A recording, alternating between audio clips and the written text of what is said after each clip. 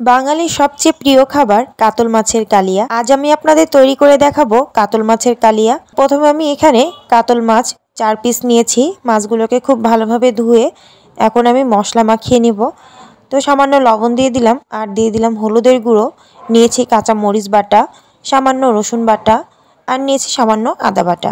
দিয়ে দেব সাদা তেল। তো এবারে আমি সমস্ত মশলাগুলো খুব ভালোভাবে মাছের গায়ে মাখিয়ে নেব।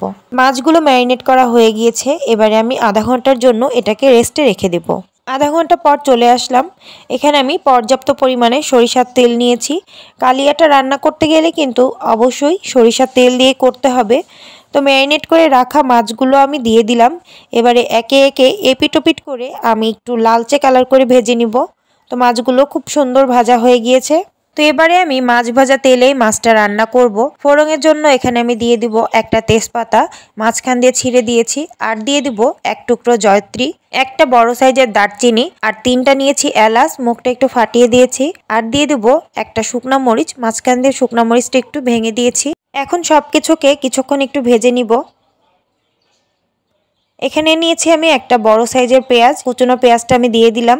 এবারে পেঁয়াজটা ভেজে নিব যতক্ষণ না পেঁয়াজের কালারটা চেঞ্জ হয়ে আসছে। তো পেঁয়াজের কালারটা কিন্তু লাল হয়ে এসেছে। তো এই পর্যায়ে আমি দিয়ে দিব 3 টেবিল চামচ পেঁয়াজ বাটা। এখানে পেঁয়াজ বাটাটা আমি বেশি নিয়েছি, কারণ গ্রেভিটা একটু ঘন করতে হলে পেঁয়াজ বাটাটা বেশি দিতে হবে। পেঁয়াজের একটা কাঁচা গন্ধ চলে যাওয়া পর্যন্ত আমি পেঁয়াজটাকে ভেজে নিব। তো পেঁয়াজ বাটাটা আমার ভেজে নেওয়া হয়ে গিয়েছে। এবারে আমি দিয়ে দিলাম 1 চা চামচ রসুন বাটা, 1 চা চামচ আদা বাটা, আর নিয়েছি 1 চা চামচ কাঁচা মরিচ বাটা। তো বাটা মশলাগুলোকে আবারও কিছুক্ষণ আমি ভেজে নিচ্ছি, আদা রসুনের কাঁচা গন্ধটা চলে যাওয়া পর্যন্ত। এ পর্যায়ে কিন্তু এখনও আমি কোনো পানি অ্যাড করিনি। এবারে আমি দিয়ে দিব গুঁড়ো মশলাগুলো। 1/2 চামচ নিয়েছি ধনিয়া গুঁড়ো, 1 চামচ নিয়েছি শুকনো মরিচ গুঁড়ো, আর 1/2 চামচ নিয়েছি হলুদ গুঁড়ো, স্বাদ মতো লবণ। এবারে গুঁড়ো মশলাগুলোকে বাটা মশলার সাথে বেশ কিছুক্ষণ আমি কষিয়ে নিব।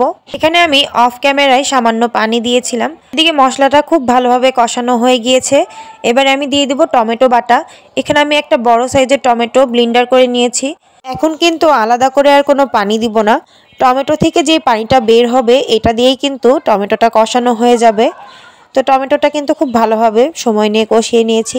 এবারে দিয়ে দিব এখানে 2 টেবিল চামচ টক দই। টক দই থেকেও কিন্তু পানি বের হবে, এই পানি দিয়ে কিন্তু টক দইটাও কষানো হয়ে যাবে। তো বেশ কিছুক্ষণ সময় ধরে টক দইটাও কষিয়ে নিতে হবে। এই পর্যায়ে আমি সামান্য পানি দিয়ে মশলাটাকে আবারও কিছুক্ষণ কষিয়ে নিব।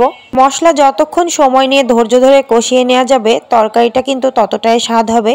এদিকে কিন্তু মশলা থেকে তেলটা ছেড়ে এসেছে। এবারে আমি ঝোলের জন্য পানি দিয়ে দিচ্ছি। আমি যেই কাপে পানি দিয়েছি সেই কাপের 1.5 কাপ পানি এখানে অ্যাড করে দিলাম। কিছু সময় পর পানিটা যখন খুব ভালোভাবে ফুটে আসবে তখন এখানে আমি ভাজা মাছগুলো দিয়ে দিব। এবারে ঝোলের সাথে মাছগুলোকে আমি খুব ভালোভাবে মিশিয়ে দিলাম। বেশ কিছুক্ষণ এবারে ফুটিয়ে রান্না করে নিব।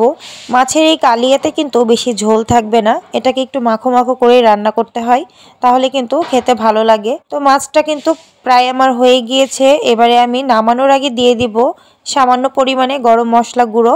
তো মশলাটাকে আমি একটু মাছের সাথে মিশিয়ে দিচ্ছি। এদিকে কিন্তু কাতল মাছের কালিয়া একদম রেডি। তো বন্ধুরা, আজকের ভিডিওটি যদি ভালো লেগে থাকে অবশ্যই কমেন্টের মাধ্যমে জানিয়ে যাবেন। সবাই সুস্থ থাকবেন, ভালো থাকবেন। আল্লাহ হাফেজ।